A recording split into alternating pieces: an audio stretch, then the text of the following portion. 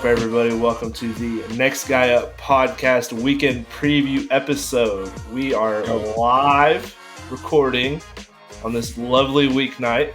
We had an awesome weekend of football. We've had NBA start this week, which y'all didn't think we knew anything about basketball, but guess what? We know ball in every form. Basketball, baseball, football, soccer. Yep. So we're gonna have a nice, fun, light episode here. We're gonna talk a little bit about the NBA starting up. You got some big news. Me and Mason are gonna break here in a minute about our stadium tour and that it's living on. And then we'll dive into a weekend recap, go into our favorite matchups of the weekend, and then give out our best bets, and then the next guy up parlay, which is due. Because it was not due last weekend. Tough weekend we'll get for us. Yeah. Tough. Yeah, we can go ahead and just get that out of the way. Your boys was down 13.9 units last weekend. It's tough. Which sucks because I'm doing okay in my personal life betting, but the picks the picks I'm giving out on Twitter and on the pod, they suck. They're sucking. They're losing. I look like a moron. Morgan was making. So, fun fact: Morgan decided to put $10 in her her DraftKings account the other night on Sunday. And she goes, "I took some bets." I was like, what are you talking about?" She goes, "You'll find out. I'm not going to tell you until after they hit or miss." I was like, "Oh, okay." And I was like, "Well, where are you getting these picks?" She goes, "Well, not from the Next Guy Up podcast. That 110s guy sucks." I was like, "All right, here we go." That's tough. That is tough. That was a gut punch. Okay, well, but so you were up on the weekend though. So let's first of all say that you were down in the picks you gave out. But personally, I saw how much you made. It was a nice chunk of change. Yeah, I'm hitting on some parlays, some football parlays. I'm hitting, and that's the thing. I'm not going to give out wild parlays to you guys because I don't think they're gonna. We're responsible bettors. That's right. We don't give out crazy stuff. That's why the Next Guy Up parlay is always reasonable, hittable, winnable. Not this past weekend, but in general. Right. And so I'm not going to hand out things like these plus 1,000s that I'm trying to hit, which I sometimes do. And then I hit a really big baseball bet on Monday. I'm never going to hand out a baseball pick on this podcast because they're not mine. I'm stealing them from other people and using them. I'm not smart enough to bet on baseball in my own brain. I think that's the hardest sport to bet on. There's so much analytics that go into baseball. Yeah. But I have a plan, and I will execute it, and I will be better for the Next Guy Up podcast. I will get my spreadsheet back to a positive number. Thank you. That is the goal by the end of the year. That's a promise. Because when the Jags win the Super Bowl, I'm gonna win all. I'll hit all my units back. Speaking of the Jags, over under 4.5 bets that are including the Jags game that you're gonna hand out over the weekend. So you're gonna. I see in my future like a 6-card pick of just everything that has to do with the Jags. Would not be shocked whatsoever. There's that route, and I should have done this for the Bills game because this is how I felt. I might just hand out a plus, like I might just hand out a 10-unit play and just say I'm doing 10 units on it. There you go. Have one play, and it's Jags money line. Here's what we should do. Last week we introduced a new segment called Victory Laps. I think we should also have a segment called Loser Laps. It's whenever we really do something dumb. So I think this is a good opportunity to introduce the segment. Loser Laps was our Next Guy Up parlay. Lost last week. Tough betting weekend for the squad. We did get some things right in college football a little bit. NFL has been kind of weird this year. We're going to talk about it a little bit too, but I like Loser Laps. I think that can be our Loser Lap for the day. Next Guy Up parlay. There's a tough break for us. The graphic we put out on the weekend, like it has all our bets, like our best bet, our hop on our prop, and then the parlay. All X's, I think. I don't think any of us hit anything. Maybe Mason did. I'm looking. Hey, my Missouri money line hit. That's all I know. Yeah, your Missouri money line. That was that's all that hit, baby. Mason's best bet, Rashee Rice yards hit. Yeah, but that was the one I should have went all in on. Betting against, yeah, we it was a tough week for us, guys. We're gonna be honest, And not just for us, but for the public. I saw a graphic. I don't have it pulled up here, but it was like the top 5 or 6 public bets. They all lost. And it was like, we had some upsets like the 49. We'll talk about all this in a minute. But it was like 98% or not 98, 90, like 2. It was in the 90s. One of them was like 90 something percent of the public put this bet, lost. 87 lost. 82. It was like heavy favorites on the heavy public favorites, and they all lost. So not just us struggling, but the books made a lot of money last weekend. I'll tell you that much. Yeah, if you're interested in that side of things, of gambling, there's a lot of podcasts that do a really good job of talking about the analytics of it. But there is a saying that casual bettors last till October, and then it's over. Like it's hard. The books have to figure out lines too. They're learning at the beginning of the year, and by the time their sharp guys that work for them figure it out, it's hard to beat them. So. It's for entertainment. Don't bet above your means. Thanks, if you can't afford to lose it, don't bet it. What's the hotline? 1-800-GAMBLER. Gambling. There you go. I will. So this is again, this is not necessarily in our wheelhouse, but a little NBA talk. The NBA started last night. We're recording this a little early on a Wednesday night. I just saw a tweet of Victor Wembanyama walking into his first NBA game for the Spurs. And holy cow, if you have not seen a picture of this guy, like wearing clothes, like not an NBA uniform, his legs literally, it looks like one of those cartoons where someone's walking on stilts, walking into this arena. It is insanity. So I think I just want to, first of all, get you guys, I heard that he was the first like odds-on favorite to win Rookie of the Year since Kevin Durant. In like 2007 in his rookie year. Yeah. Let's do like a quick segment of like boom or bust. Do you think he's gonna have a good season, or you think it's gonna be like he was overhyped? Like, do you think he's gonna live up to the hype?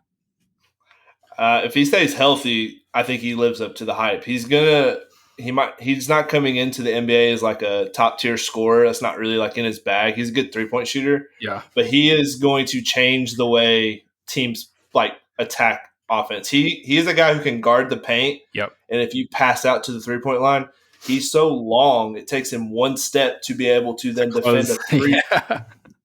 I don't know what you do about that. I really just don't. I also saw a picture of him like closing out and like trying to defend a 3-point shot, and it was wild. Like he was 4 steps away from the guy, but because of his reach, he was still be able to block the 3-point shot. Crazy. So we've talked about this in our video game segment on Mess Around Mondays. There's a basketball street game, NBA Street, and one of the cheat codes that I like to do was go by the rim, and then you just jump because they didn't have goaltending, and they just jump super high and have their hands up, and they just block the shot. That's what he reminds me of. Is like it's insane how he can. Yeah, how he can do that. Well, something else. So, like speaking of that, like in NBA 2K, if you're on Create Player and you're trying to create like the wildest player of all time, what do? You put his like 3-point shooting at like 99%, and then you make him like 7'6", which is like the max the game would go. Yep. And like that's literally what he is, kind of. I mean, he's not 99% for 3-point shooter. Like no one's saying he's Steph Curry, but he's competent. But he's literally 7'4" or something. I think it's going to be really fun to watch him. I think the NBA is going to take a pretty big like jump in viewership, like especially the Spurs will be, to see him play, because I think everyone's so curious to see what he's going to do against some of the, especially like the big men in the league. Jokic with his horses, like is he going to be able to? I saw some wild Jokic content this week too. Did you see that video of him and Jamal Murray sitting on the bench? Did you watch that? So there's a video. I'll send it to you guys later, but it's Jokic and Jamal Murray sitting on the bench together, and Jokic is sitting and looking at his phone watching a video. And Jamal Murray's like, "What are you watching?" He's like, "I'm watching film on horses." Yeah. No, He's like, "What are you talking about?" He's like, "Yeah, I'm just watching some horse videos, like trying to buy some horses." That's like what he does. It's his thing. It's hilarious. Yeah, he breeds them the race. Their coach, I can't think of his name, Malone, right? That was his last name. Doesn't matter. He was on Pardon My Take last year before the playoff run, and he talked about how Jokic took him out to like his home and like let him ride his horse.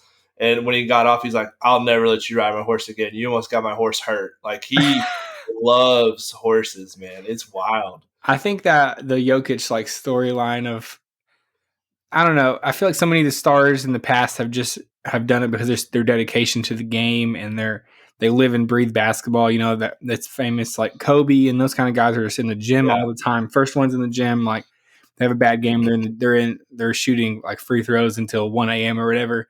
Jokic is like, this is my like side gig. You know, this is like my money. My real gig is like out on the farm with the horses. You know, it's truly a pretty wild thing. One of the best players in our league right now is kind of doesn't care about basketball.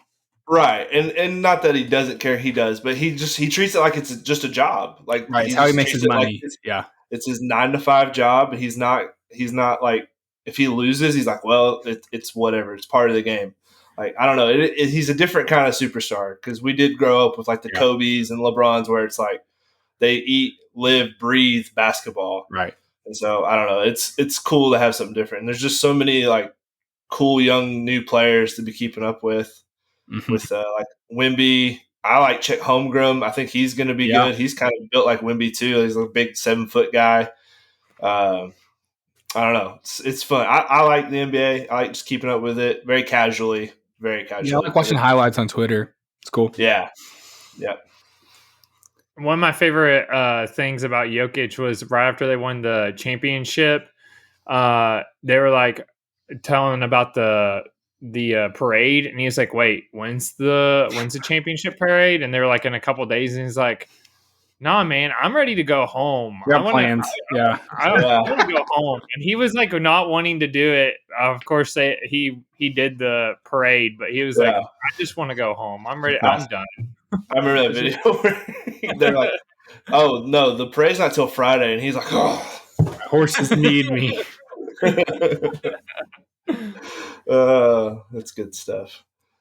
Well, so getting into this weekend, Mason and Tins, they kind of have some last minute plans that I think could be fun content for the pod. So Mason, do you want to share a little bit about what's going to happen this weekend? Absolutely. So Tinsley and I, and Zach, you've been a part of a little bit of it. We have decided that we're doing a stadium tour. So we are going to go to all 30 stadiums, NFL stadiums, before we die. That is our plan. That is the plan. So first of all, we need to live long. Right. And number two, we need to knock these stadiums out. You'll end up hitting way more than 30 too, because at the rate we're building new stadiums right now. You're right. Yeah. The Titans will have a new stadium in a couple of years. Yeah. So. Jags will have a new stadium too. You wait long enough, you're going to have to hit 60 to get them all. Everyone's going to have new stadiums. You're right. So we are, I'll go ahead and tell everybody what we have done so far. Obviously, from Tennessee, we have been at the Titans Stadium. Tens, if you didn't know this, you may not. Tens is a huge Jacksonville Jaguars fan. I didn't know if he could do that. Does people know that out there? If you're watching on YouTube, Tens is wearing a hat and a shirt of Jacksonville right now. And he's got stuff hung up on the wall of Jacksonville. I try to keep it kind of low key, I don't know. For sure. Chill. So we have been to the Jacksonville Stadium. So that's 2. We have been to Indy. Tens has actually gone twice. He got to go this year as well. And then one that we did that was it was still fun. We made the best of it, but it was the Carolina Panthers and the Zach was there. Had some great wings, Charlotte. Yeah, I think the food was the highlight of that trip. But absolutely, honestly, that might be the nicest of the stadiums we've been to. Yeah. The game was horrible. The game was terrible. Cardinals horrible. Panthers was just truly like awful football being played. We didn't even sit in our own seats, and then we went to our own seats, and then we were just kind of bored. So then we just kind of walked around. Everyone in the stadium was bored. No one wanted to be at that game. Nobody wanted to be. I've never seen it. Like nobody was like cheering. It was just kind of like you were just hanging out. It was very bizarre. Wasn't Christian McCaffrey playing in that game? No, this was after they traded him. Oh, okay. Panthers were in total. They fired Matt Rule the next day. Next day, we were the ones that were responsible for that. We were in the crowd chanting with everyone, "Fire Matt Rule." It was yeah. I was like, I was like, guys, we need to hire Urban Meyer. That's the move. The Jaguars messed up firing him. I was telling fans that in the Panthers stadium. So those, if you were counting at home, that is 4. Tinsley and I are going to knock off number 5, which will be in Pittsburgh. Yeah. Who's playing the Steelers though? Is there a reason why we're going to this game? I think it's a Florida team. I think it's the small city, right? Dolphins. It's the smallest city in Jacksonville. I mean in Florida. Dang, small town. Yeah, that little small town of Jacksonville. Yeah, of 1 million people. Oh, little town of Jacksonville. Yeah, it's like 30,000 max, maybe. Yeah, maybe. What are all these people doing at the park? Give me a hard time because we went and played disc golf in Jacksonville. And I'm like, wow, there's tons of people here. Why is there so many people here? Like so much people. Mason, this is a major city. And I was like, is it really? Because I didn't realize how big it was. I really am going to be honest. And then they were giving me a hard time about, wow, what a small city Jacksonville is. They also have really good food there. But anyways, tell us the game plan. Tell the fans what we are doing. Yeah, so this kind of spurred in my brain where I was like, I really want to go to this game, but it's really dumb and it's 8 hours away. And so I just kind of randomly was like, hey, Morgan, me and Mason talk about the stadium tour. We've talked about going up for this game because at my job at UPS, we'll start working Monday through Saturday soon for peak season. Everybody buying their Christmas stuff. So this is like the last weekend where I can go somewhere like that and come back. And so I was like, you know what? Shooter's got to shoot, right? And I was like, Morgan, what do you think about this? And she was like, oh, that's a lot of driving for one football game. I was like, but it's the stadium tour. So I get off work Saturday morning between 9 and 9:30 a.m. And we're just going to leave straight from my work and drive right to Pittsburgh. Go do whatever you do in Pittsburgh at night. Who knows? Probably not much. They're not known for like being a cool city of stuff to do and good food to eat. Then we'll sleep, and then we'll go to the stadium the next day and watch the Jags put a 40 burger on the Steelers. So that game kicks off at 12 o'clock. Is it Eastern time? 1 o'clock their time? Yeah, 1 o'clock their time. And so we'll gain an hour coming back. But let's say it gets done at let's say we get out of there like 4 o'clock. And then an 8-hour drive back, and you and I both have to work on Monday. So that's this like might midnight. I mean, that's like a midnight. Well, this might be one of the craziest things we've ever done. Well, go ahead. No, I work another little part-time job where I'm a cook at a restaurant during the day. I told my boss I was doing that because I only work there on Mondays right now before peak season starts at UPS. I was like, hey, I'm going to Pittsburgh this weekend. He's like, okay. He's like, are you going to be back Monday? I was like, yeah, we're going to come home after the game. It'll just be real late. I said, I might not come in early that morning. I'll be in kind of later. He's like, that's fine. I don't care. So, bingo. Got him. Bingo. Get a little sleep in. But, I mean, this is a stadium I've definitely looked forward to. Very historical stadium. Been in the NFL a long time. Terrible towel. Terrible towel. Great fan base. Steelers time whenever it collapsed during the Dark Knight Rises, whenever the field collapsed on itself. Big stuff. Hines Ward caught that. Yeah, Hines Ward returned to kickoff for the first time in his life. He probably didn't even do that peewee football. That dude's been so slow his whole life. At one time, the field just caved in on itself. What a bummer. Yeah, looking to avoid that while we're there. That'd be good. So I'm going to put all this out there so that we can hold Mason accountable. Mason, off mic, has agreed that every time, every gas stop they make on this trip, he is forced to go in and get a gas station hot dog. Now, if you don't know the reference, we had a draft on Messing Around Mondays pod where we did like favorite road trip foods.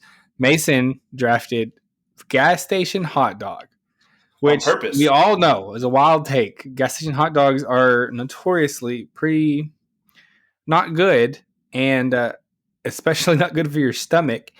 And so Mason has graciously agreed to stand by his commitments to the gas station hot dog. And every stop they make, he has to consume one, and we are going to document it and maybe even put some of these interactions on the Messing Around Mondays pod that's coming out next Monday. So if you want to see Mason's reactions to that, check out the Messing Around Mondays pod. Now that we've said it on this podcast, Mason can't chicken out and not do it. And so shout out to Mason, who will be eating a lot of gas station hot dogs over the weekend. Did I agree to every stop? Yes. I thought it was just like, but what happened every stop? I'm not even hungry. Let's say every time you stop for gas, every time you stop to get gas in the car. Okay, so that might be 2 times on the way up and back. I do drive a Kia Forte. So maybe you're talking about 2 to 3 hot dogs max. Okay, I can do that. That's not a big deal. But we're gonna get some content out of it. Mason's gonna give us some reactions from some of the different hot dogs he's eating, and we'll see if that remains one of his favorite things by the end of the trip.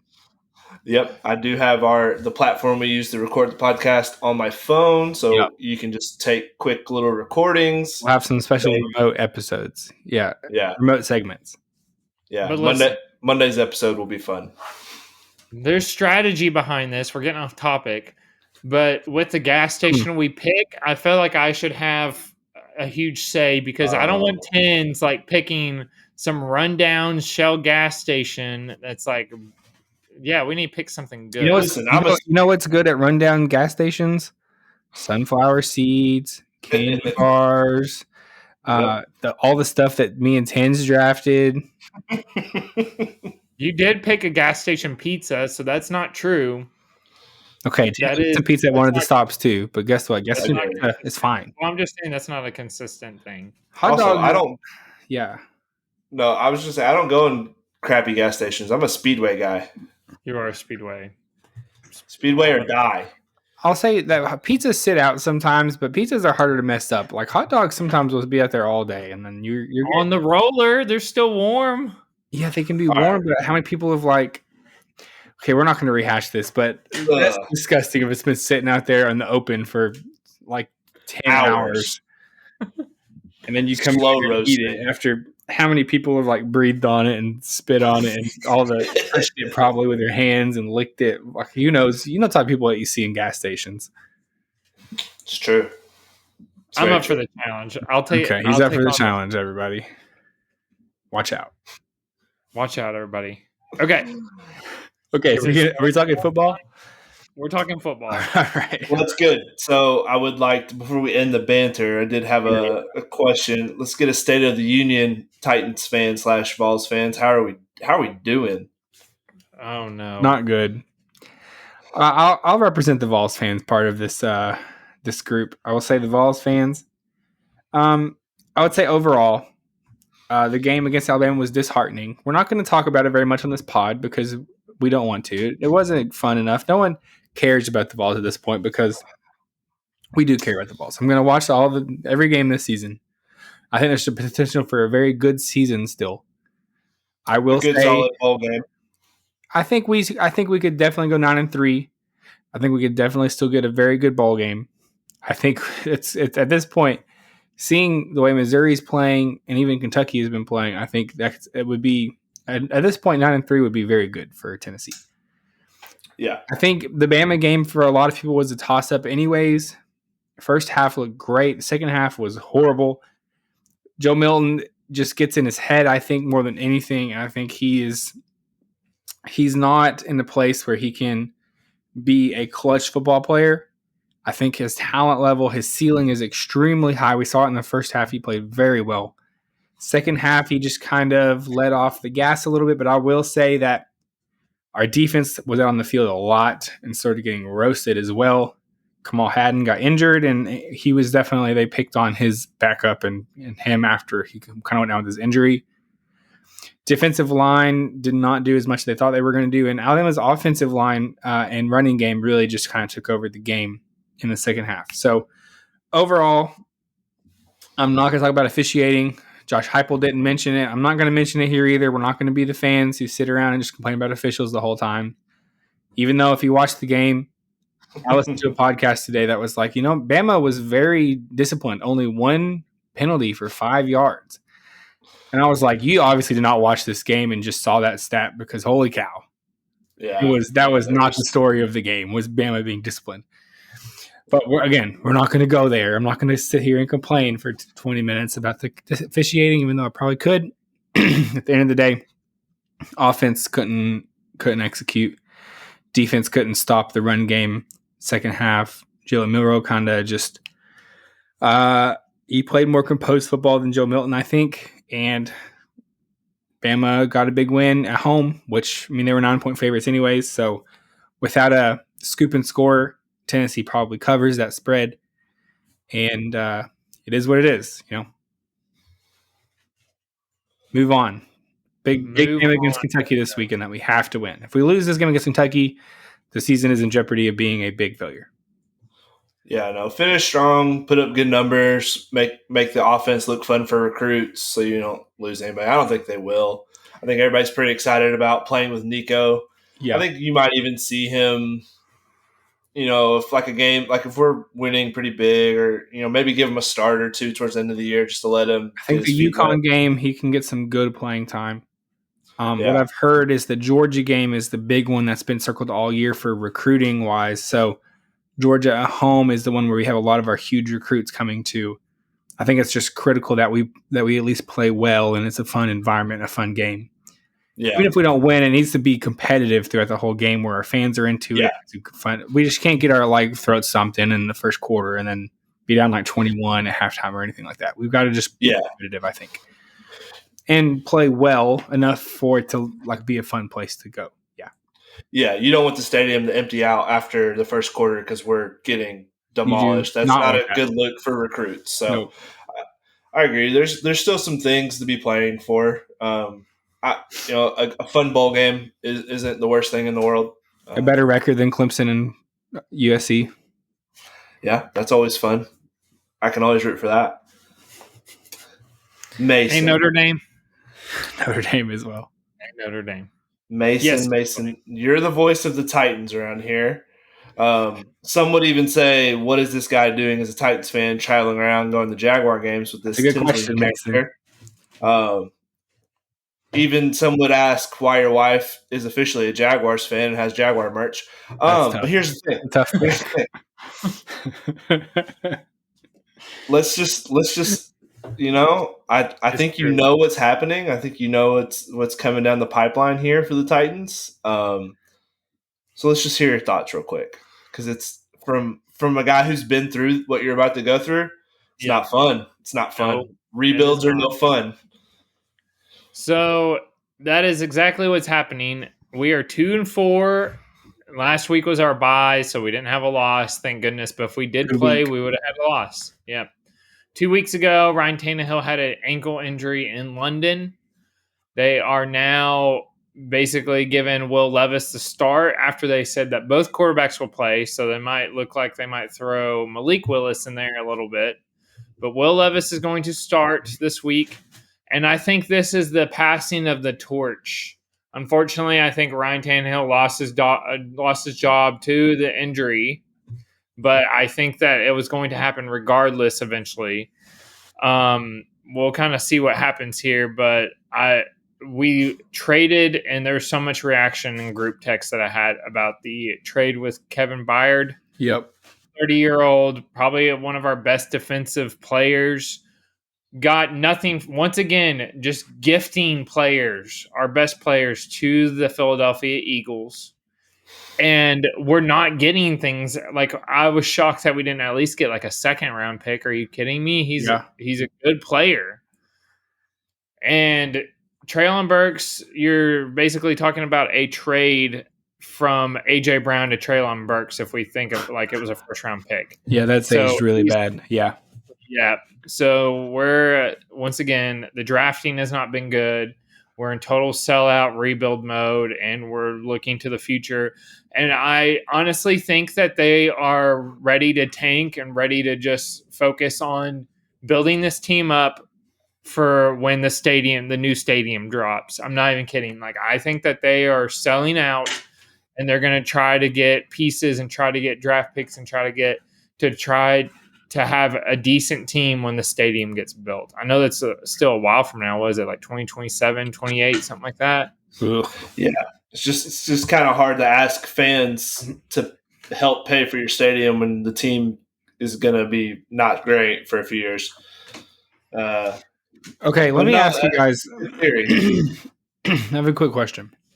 Yep. So the Kevin Byard trade, was the goal to clear like cap room? Was that the point of the trade? Because obviously they didn't get a lot like draft wise or player wise, like talent wise. Was it to clear out like space for money? Is that the purpose?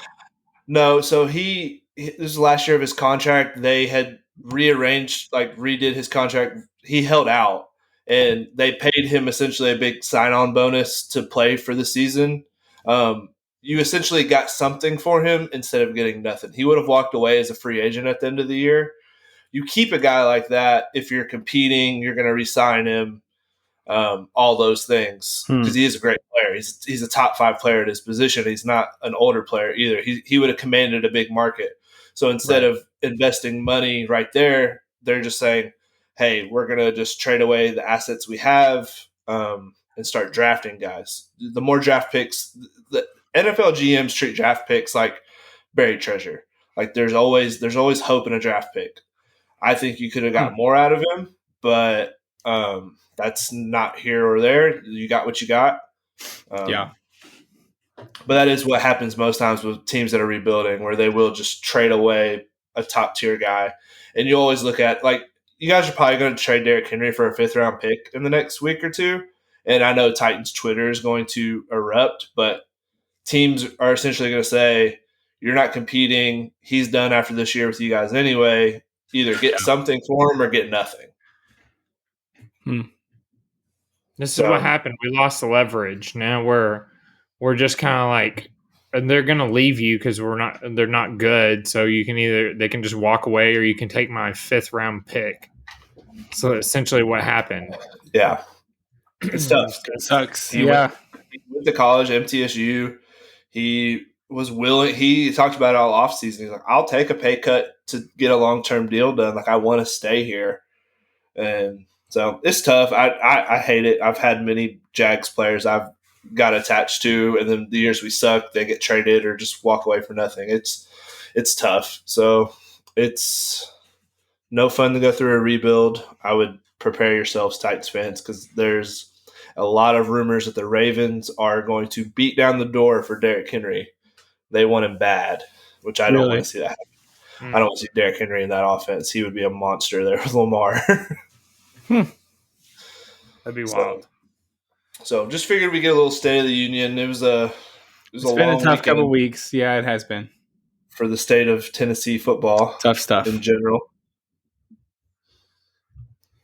Well, let's get into the rest of the weekend football, because we actually have a lot to talk about. A lot of stuff going on. If we're talking about college football, there were some big games this week, but probably the biggest news that came out of the week was news out of Michigan.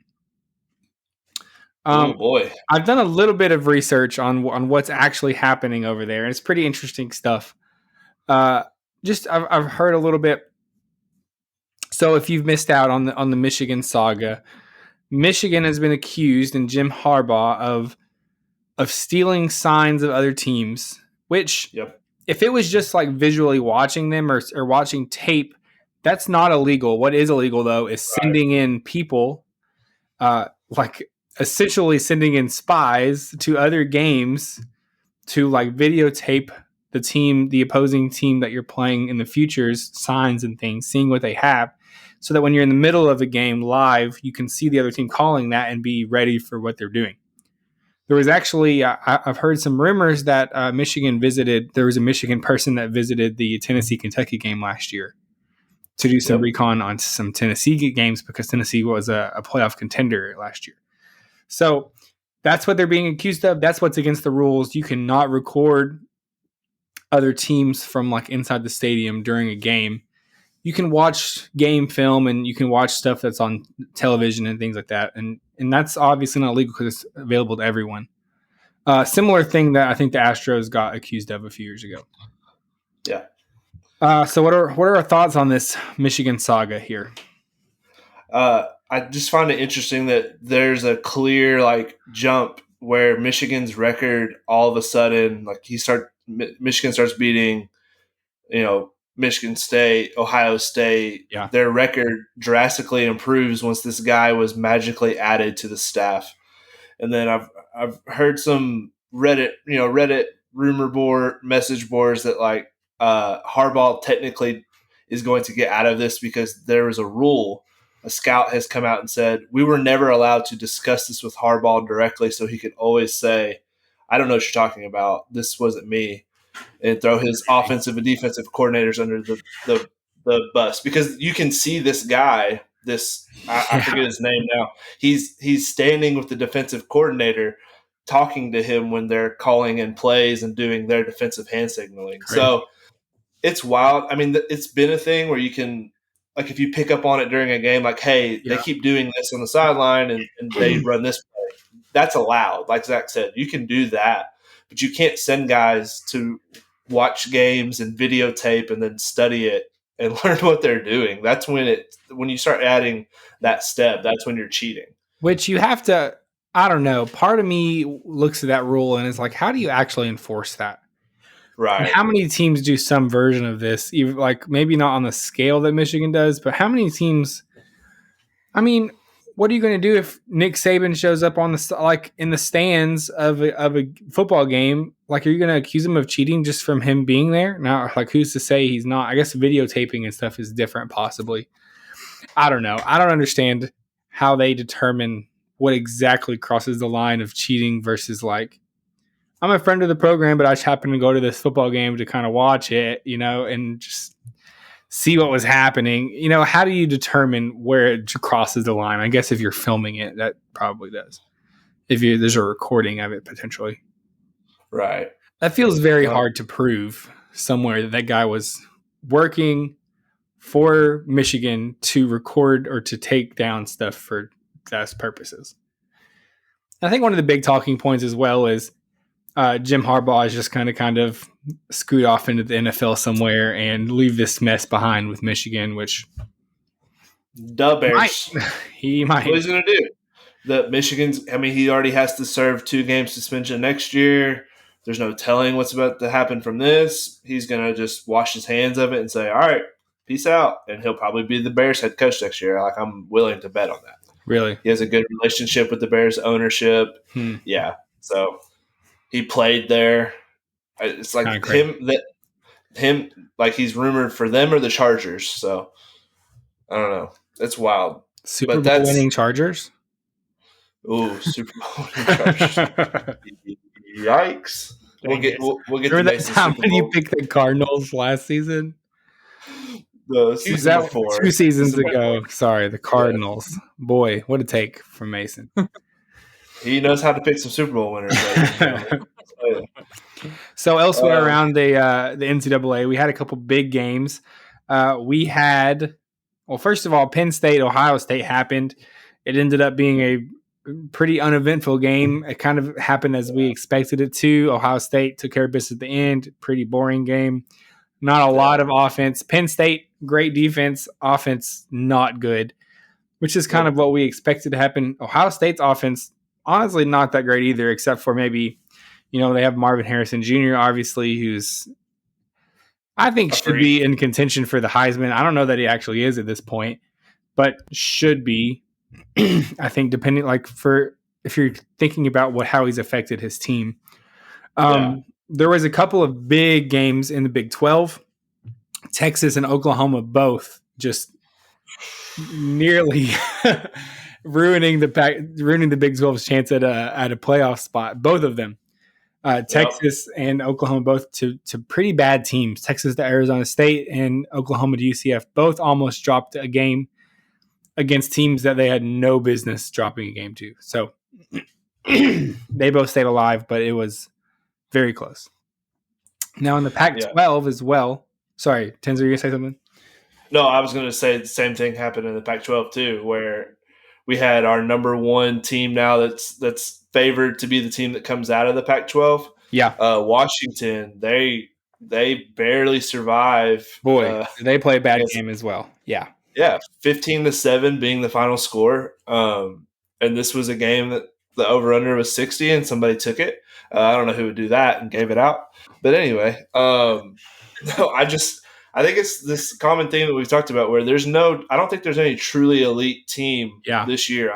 There's a lot of teams that are good that could win it, and this would be the perfect year for a 12, but we're going to stick with the 4.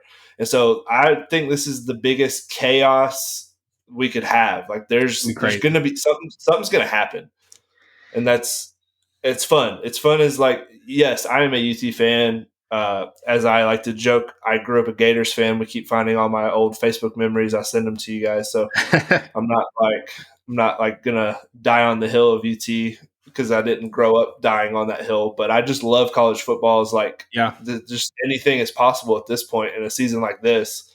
It's very fun. But there's so many fun storylines. Well, there are. I think the Pac-12 is, and I'm going to talk about it in my best game coming up here in a little bit. I think Washington is still a good team, and I've heard some arguments this week of Washington maybe this kind of is going to help them in the future. They had a really tough game, a close game against a team they shouldn't have been competitive against, really. And so I think this is kind of a trend where every team that ends up going on to win just has one game where they underperform but still find a way to win, and it kind of pushes them forward. So I think Washington is still a very good football team.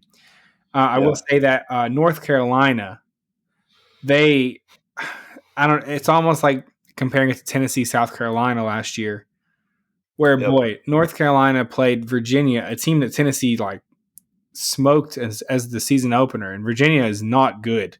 I mean, they are a bad team, and UNC, who is a good team with Drake May, a future NFL quarterback, as their quarterback, just really, really struggled to get stuff going and got upset there, which, I mean, that's this huge bummer because UNC was, I think, on track to meet Florida State in that ACC championship game. Maybe still are. But Florida State I don't know, the ACC might not be very good. Yeah, I think that's what it showed too. I mean, UNC, kind of like the same thing with Washington. UNC had a chance to beat a team, like pull through, like, okay, you're playing a close game, but step up and win the game so you can keep yourself in the playoff contention. Because if UNC wins that game, at the end of the year, it doesn't matter how close it was if they win the ACC championship game. Now, I don't think a one-loss UNC gets in, even if they were to beat Florida State. Like, there's going to be too many good teams ahead of them. Their schedule is too soft, and there's going to be too many one-loss teams out there. I agree. So, I agree. Which sucks because I like Drake May. He's a good quarterback. I do. I agree with you. Yeah, I think it sucks for them because I think they had a real chance to kind of skate through the regular season and play Florida State for a playoff spot potentially in the ACC championship game. But couldn't pull it off against the Hokies of Virginia. It's tough.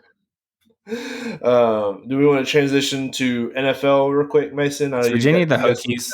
We're going to get – Virginia's not the Hokies. Virginia State is the Hokies. Oh, no. I'm canceled. Virginia is Virginia Cavaliers. Right. Cavaliers. All 6 Cavalier Virginia fans come cancel me. My Twitter is at Tinseltown44. Come get some. I'm already in the wars with everybody else. That's your gamer tag, ain't it? Yeah, that too. Yeah, we got some NFL. Let's just kind of rapid fire here because I know we got our bets and everybody wants to hear those. Let's start out with the 49ers. They lose 2 in a row, 10s, and they got announced today. Today's Wednesday. We're recording a little early. It got announced today that Purdy will be out for the next game due to the concussion protocol. Yep. I feel like they've been cracking down on that a little bit more. Like it seems like you see more of like it already being announced now, right? Like it's Wednesday, and they're usually sometimes they'll wait until the very end. And I think now it's like, no, we're gonna if we are seeing signs now, we're not gonna let you play. Ever since the 2 incidents last year, but so that will be Sam Darnold, which is he not like a Brock Purdy? Yeah, he's fine. He'll be fine in this offense. Yeah, he can run the RPO. He's a good athlete. He ran for a lot of yards when he was over in Carolina. I don't see much of I don't know. They're going to win if I had to bet it, Sam Darnold, like him winning this game, I'm not going to be surprised. The line dropped 2 points. I'm hoping it drops some more, and I'm going to take the 49ers.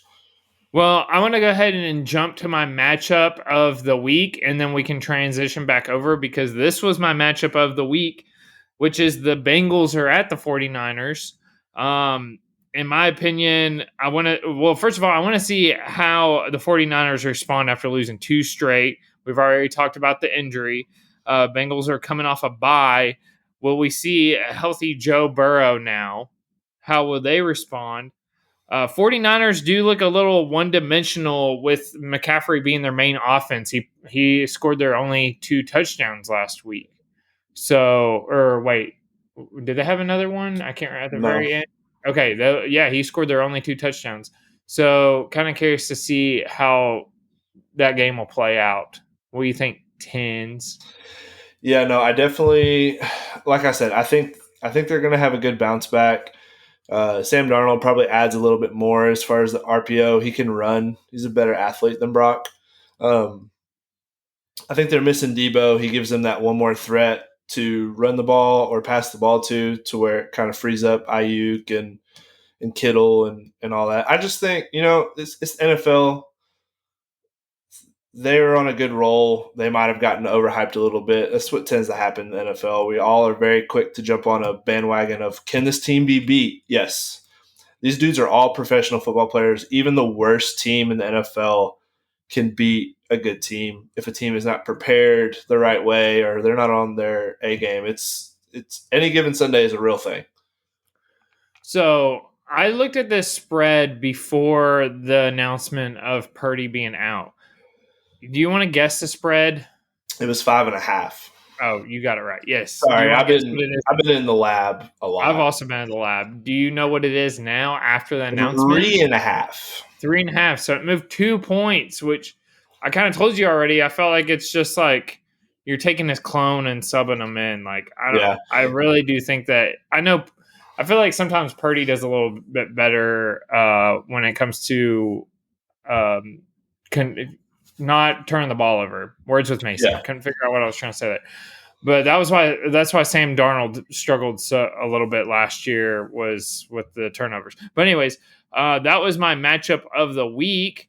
Let's circle back around to kind of highlight some other things. Don't look now. Don't call it a comeback. But my Super Bowl winning Minnesota Vikings won against the 49ers. Yeah. And they are now sitting at 3-4. Oh, almost a wild card contention. Well, I looked at the division, and the Lions got blown out against the Ravens last week. And don't look now, but they're 2 games back. Oh. So they're literally. They've got the best, like a good bounce back in them. I think they're going to be okay. I think Justin Jefferson will come back now. There are a lot of rumors that the Vikings are going to be sellers at the trade deadline and trade a couple guys. One of them being Darnell Hunter, leader in sacks, was rumored to go to Jacksonville, but now that the Vikings are winning, that deal is off the table. That kind of sucks. I really wanted him, but it is what it is. So, I think they could go on a little run, make a little playoff push here. So maybe you'll get one half of your Super Bowl contenders in because the Chargers ain't making it, buddy. Brandon Staley's getting fired in the next 3 weeks. Zach, what bet did we take last time we were together? Okay, listen. I took Minnesota Vikings Super Bowl. They were at an all-time low for them. You know what? Looks a little better. A big win against the Chiefs. And here we are. Not Chiefs. Ooh, sorry. Not Chiefs. 49ers. The other good team.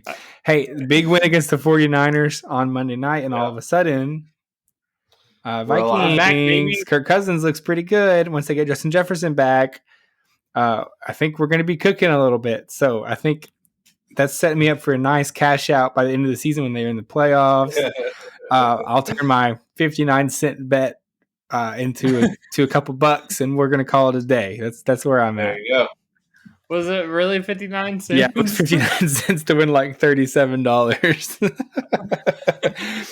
You know, but it's going to pay off. The cash out right now is like 19 cents. So we got some work to do still, but you know, Vikings are fighting their way back into the playoff hunt. So I feel pretty good. Don't count them out. They're too good to be this. They were too good for their starting record. Very true. Justin Jefferson put a top 10 chain around Kirk Cousins after they won that game. Somebody, I can't remember in the commentary, somebody said something about he's a top 10 like quarterback. Troy Aikman said that. I mean, so he said that at the game, and then somehow they had a chain. I don't know if Justin Jefferson sent his people he's had that. Oh, okay. I was like, what was the coincidence on that? I thought that was pretty wild. But has anyone ever celebrated being top 10 in something before? Hey, I'll take it. Like it's just pretty funny. Like I don't know. I had a $2.50 bonus bet. I don't even know how I got it and I put it on the Vikings to pay out $150. We're gonna be rich, baby. Rich, baby. Cannot wait for a Viking Super Bowl run right now. They're gonna get hot. Don't let them get hot. Don't let them get hot. That's right. Okay, so another thing, tens. Are the Dolphins real or not? Answer the question. You know what? They're fun. They're flashy. I don't think they're real. This happened last year. They didn't have a good record against good teams last year. I think they're like you can compare them to like a really good college team that's always going to be – they're like I don't know who I would compare them to. They're going to beat up on bad teams or teams that aren't ready for that kind of offense, but you game plan for them a little bit and you can beat them. I mean, the Eagles, they only scored 10 points against the Eagles. One touchdown was a pick six. Yeah. So I don't know. I just don't think they're real. So the stat, and you put it in here, I also saw this. They have won every game against losing record, and then they have lost every game against teams with winning record. I also looked, and it looked like it was kind of a split on they're playing half of their rest of their games are like it's almost the close, right? They're either like tied records or they were like half of them were winning record. I was kind of curious because I was like, if they're playing a lot of teams with winning records, then I would want to take their live total under right now. Yeah. But it was basically a wash. Like there wasn't anything crazy. It wasn't like they were playing like 9. The rest of their games were like all losing record or anything like that. It wasn't nothing like that. So it's kind of just down the middle split. So we'll see if that trend continues or not. But I mean, they look super flash. They're probably the fastest team. Are they not the fastest team in the NFL right now? Oh yeah, for sure. There's I mean, they got dudes that are track stars at like every position. It's crazy. Okay, so Zach, you want to give us your best matchup or the best weekend matchup? Yeah, let's do it. It's actually a pretty quiet weekend in the NCAA football world. There are a couple of big like playoff kind of shaping matchups, but there are not that many. In my mind, the biggest game of the week is an elimination playoff game, and it is for Oregon and Utah. Oregon has been playing very well. I mean, the only loss was that very, very close game to Washington. It was basically a toss-up at the end of the day. It was Washington came out with a win, but it was very close. Utah has had a very good season up to this point. They had a big win last week against USC. And so now we're sitting at a 2-1 loss teams that are kind of playing each other for that. In my opinion, playing for the playoff and playing for a spot at the Pac-12 championship to play against Washington. Now, Washington could slip up, but I really don't see that happening at this point. I think that one of these teams will play against Washington in the Pac-12 championship. Now, there's a question of whether Utah would go if they beat Washington, and I think that's a kind of a disaster scenario for Pac-12 where both teams where the Pac-12 maybe gets no one in the playoff, which would be a disaster truly. But if Oregon wins this game, I think they're on a collision course with Washington for a rematch in the Pac-12 championship for probably a shot at the playoff. So a lot of stuff going on in this game. Oregon has looked very good. Bo Nix looks super solid. Oregon is kind of a pretty well-rounded team. Utah, their offense struggles with their lack of quarterback right now, but their defense is very good and beat a USC team that is at this point very questionable as to how good they actually are. USC has not looked good against the teams they played that have actually been talented. So who knows? I mean, but Utah kind of had a pretty gritty win last week against them. So I think it's going to be a fun game. Big playoff implications for this one. I still think Oregon may be one of the best teams in the nation. So I think this is a huge game on the road for them to prove that they are in the playoff hunt still. Yeah, no, I'm big on Oregon. I've got a future on them to win the Pac-12. I said I was going to take whoever lost that Washington-Oregon game. So I'm definitely needing them to win out and get to the championship game. Maybe get a little hedge action in there, a little both sides. That's pro sharp betting right there. I know it doesn't seem like it on Twitter, but I somewhat know what I'm talking about. And with that, let's go ahead and I'll give my best bet of the weekend as well. I'm going to take Oregon at -6.5. That's a whole touchdown for those of you at home doing the math. Touchdown gets you the bet. I'm just betting on Bo Nix and this Oregon team being good enough to go out on the road and beat the Utah team who has faced a lot of adversity already. I think Oregon's the better team. They realize they're fighting for their playoff lives here. Their season is on the line, and I think that alone is going to push them ahead in this game, facing a little bit of a depleted Utah team who had a really tough game last week and doesn't have their starting quarterback still. So, or the backup. They're on the third string guy. Oh, that's tough. Yeah. So I just think Oregon has more talent. Even on the road, I think they still pull out a touchdown at least win.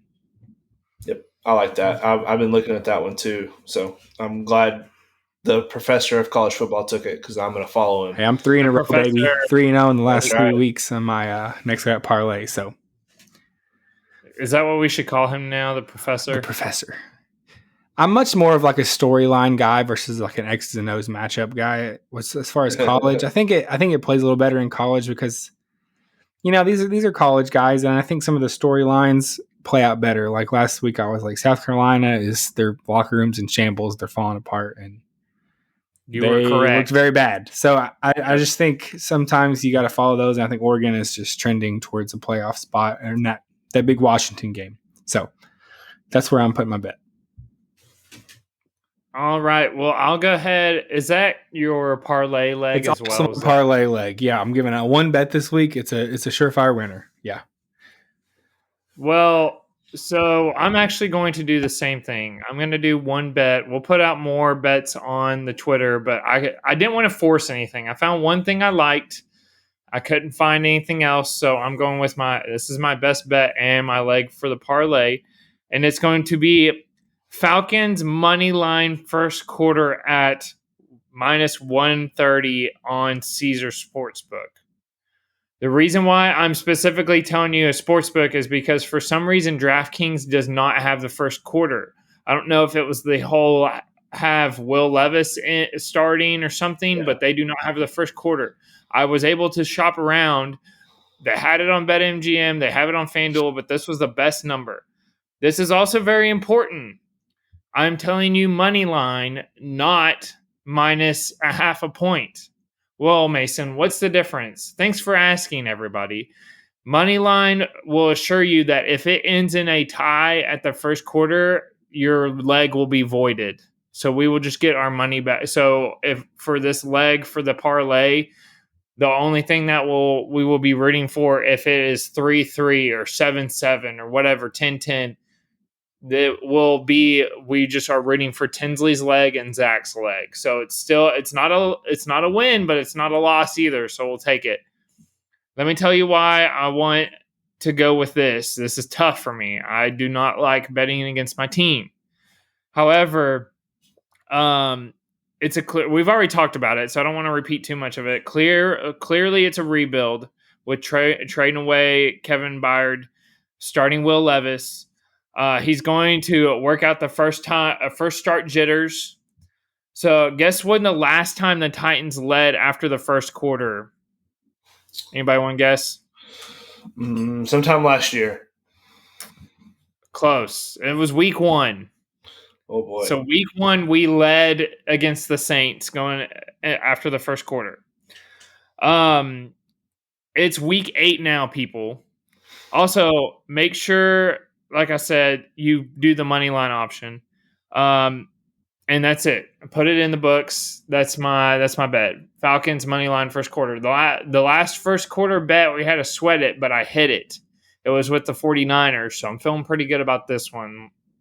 And I've been watching these Titans games. They've not looked good starting out the game. So that's my best bet and my leg for the parlay. And I'd say too, by the time this episode comes out on Friday, because we are recording a little early, that line will, if you're like I only bet on one thing, I'm on DraftKings only or whatever, it'll be everywhere by then. But if you don't have a Caesars account, DM Mason and he'll send you a referral code and y'all get free money for sign up bets. We'll both get like $100 in free bonus bets. Good job there, Tins. That's how you work. They call me the plug god. Always trying to get people signed up. All right, I've got 2. I do have a best bet that is not my parlay leg. Is Vikings money line, and it's just strictly on the fact that there's 2 teams here, Packers and Vikings. One team is going up, and one team is going down. The Vikings are having a bounce back. It seems like baby Vikings Super Bowl. They're trying to cash the Super Bowl tickets. And the Packers just don't look good. They just put 2 of their starting defensive backs on IR today. Wait, but they have his quarterback. That guy's solid. Yeah, he's not looked great. I'm just not been good, Bob. He's bad. And their top receiver, Christian Watson, who just came back from injury, is hurt again, and I don't think he's going to play this weekend. So I just don't think it's a team that is going to overcome this Vikings team that is riding a little bit of a high here. They've won a few games out of the last couple. Finding, Kirk Cousins is on fire, and it's a noon game. And you know what they call Kirk Cousins? The 1:00 nightmare. So he is going to dice up this Packers defense. So that is my best bet. And then for the parlay leg, we're going Jacksonville Jaguars money line, ladies and gentlemen. Obnoxious Jaguar Tins is about to – oh, you guys thought he was here? No, not yet.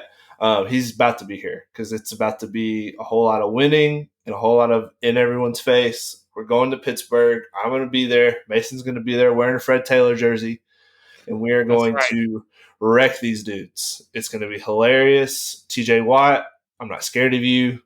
Mika Fitzpatrick, I'm not scared of you. Mike Tomlin, not scared of you.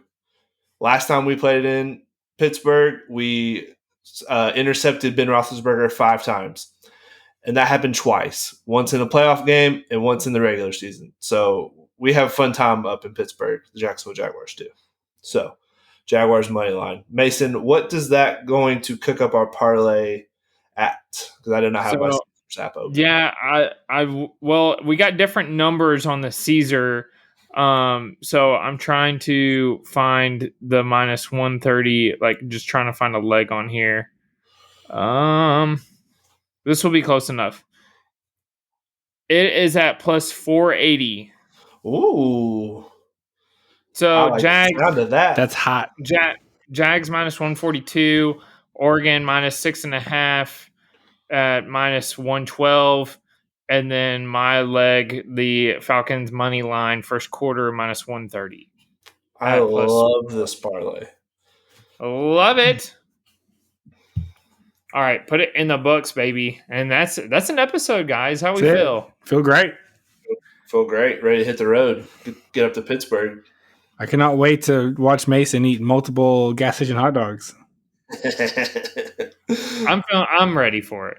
I'm excited. I'll take this on it. They got different ones. They got the ones where there's like jalapenos in them and like cheese in them. It's gonna be good. Yeah, it's gonna be great. Great. I'm excited to hear about it. All right. Nice little pause there. I'll close this out. So thanks for everybody for listening to this episode. Check out our Messing Around Monday episode coming out. Once again, I'll be eating hot dogs. You'll get an update on the trip. We'll be recording while we're in Pittsburgh, so that would be exciting for Tinsley and I. Check out our socials, and we'll catch you on the flippity flip.